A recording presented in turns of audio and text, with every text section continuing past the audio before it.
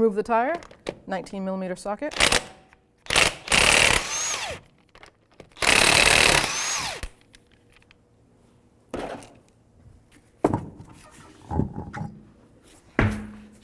First thing I recommend is taking, if the bleeder screw has a boot on it, take the boot off.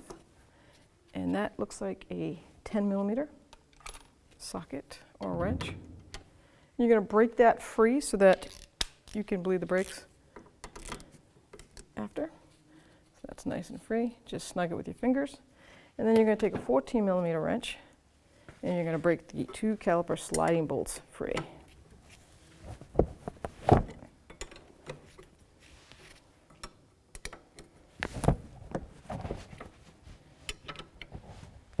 And you take those all the way out.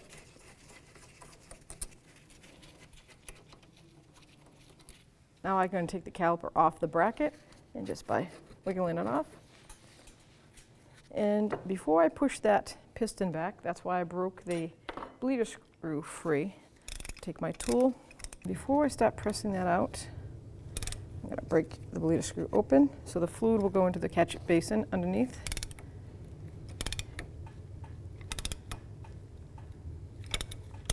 And the reason why you want that bleeder screw open is because if this car has an ABS module, with that bleeder screw closed and pushing back that piston can cause dirt and debris to go back into the module, which will damage the ABS module. I'm just going to end up using a pair of welding lock pliers, welder's lock pliers. That way I can push the piston back.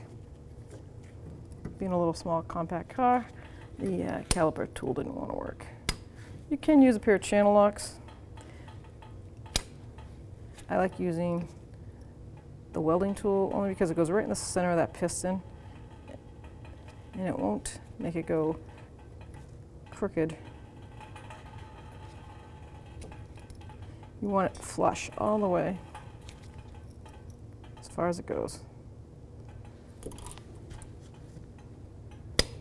And with pressure on that, we're going to close that bleeder screw. I'm going to snug it right up. That way it won't reopen. I'm going to undo the pliers.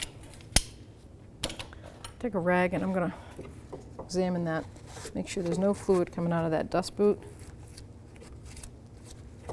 Looks good to go. So now I can set that aside and take my caliper bracket off. 14mm socket. I'm going to get to the top bolt right here, right through that little cutout they put in the knuckle.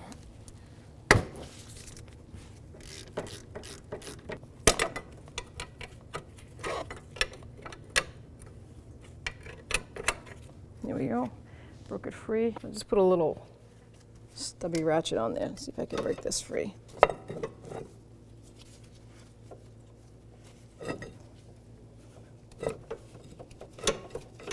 There we go.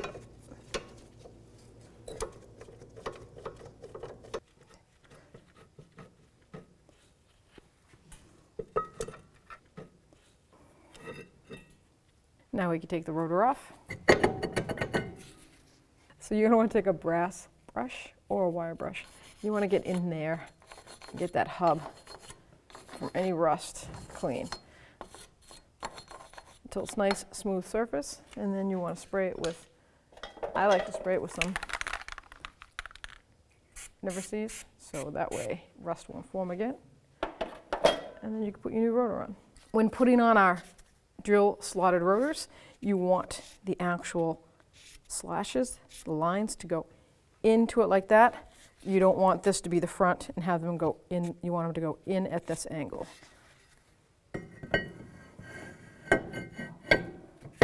Just like that. Now, the way I'd like to do brakes is I always try to replace the pads the way they were. This is frozen in there, that's why they weren't working. Get a hammer or something equivalent. You're just going to tap them out. So you can see the round part, so that's the piston part of the caliper. So we had the indicator, the low pad indicator was on the inner pad, and then one without on the outside. Now we have our caliper bracket. We're going to take these tins out because our new brakes come with new tins, which is the way you always want to do it. And we're going to clean up this surface where that hits. because that is not good. Any means you can. You got a wire wheel, you got a wire brush, whatever you can do, you need to get that grease and rust out of there on both sides. Now that we've cleaned up the caliper bracket where the tins sit, we want to concentrate on these sliders. I like to do one at a time because sometimes you'll have one with an actual rubber boot on the end of the slider, and you always need to put that back in the slot that it came out of. So these pins, I'm going to examine them. They're not rusty at all. They're actually in pretty good shape. Clean up the old caliper grease. Then I'm going to examine the actual caliper boot. Make sure it's not torn, there's no holes in it, because that's what causes rust and water to get in there, and then your slide will seize up, and all your work will be wasted. So get some caliper grease. So with caliper grease, you want to bring it and put it right into that slider. If you need to use a screwdriver, whatever you need to use to get the caliper grease down inside that cylinder. So a nice little pocket screwdriver. I'm just going to bring it right down in there. Then you're going to take the bolt, and I'll put some on the bolt too. Just coat it. Not too much, because then it causes like a vapor lock. I put a little bit on the end there. And twist it as you put it in. See how the air stops it from going down? You'll hear the air sliding out. And I always like to squeeze the boot and let the excess out. And wipe that free. Do the same to the other side. Okay, you want to take your caliper grease and put a thin coat right where those tins fit on both sides. Take your new tins, slide them right in, and they'll lock right in.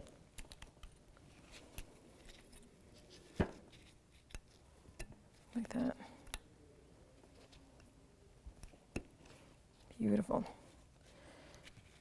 You want to try to keep that clean on the top. Some people put grease up here.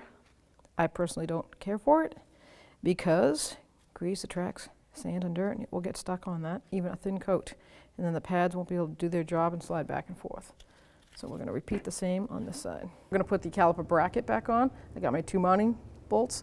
I'm going to slide it right on. So now holding the bracket in place, I'm going to line up that little bolt. There we go. Start it by hand. Then start the top one. Might need the extension with the socket to really get this started here.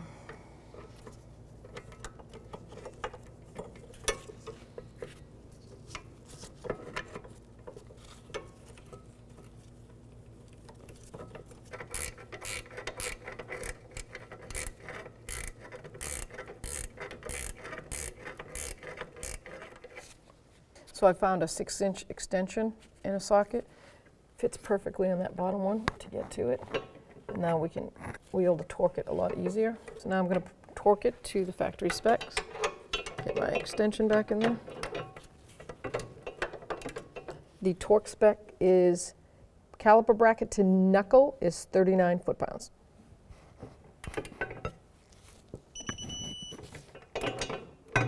Now we'll do the top. Same for the top of the bracket. Once we get the socket on there. There we go.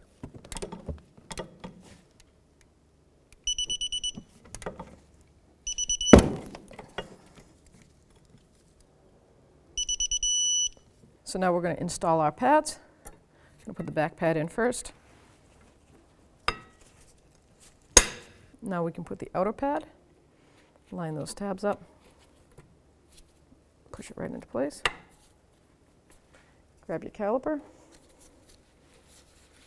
line that up, and we'll put the 2 caliper bolts on. Put the top one in, and start at the bottom. So the manufacturer has 2 different specs for the caliper to bracket bolts. If it is a vented rotor, it's 27 foot-pounds, but this is a solid rotor, so it's only 20 foot-pounds.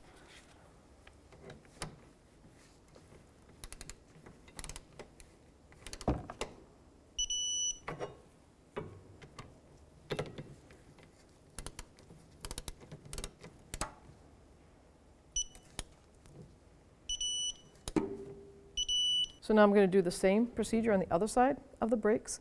Once the brakes are all installed on both sides, I'm going to pump up the brakes, fill the calipers up with brake fluid, then open each individual bleeder screw and let it gravity bleed. So once it's done gravity bleeding and you've cleaned everything up, replace the boots for the bleeder screw. That keeps the debris out. Now we can put our tire on.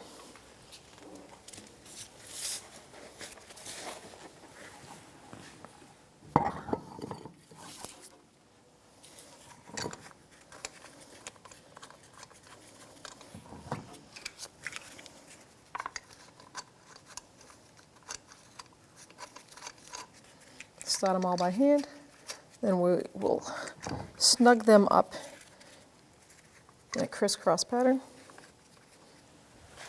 and then torque them to factory spec.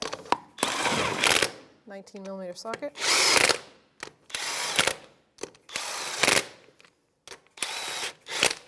Torque spec is 88.5 foot-pounds.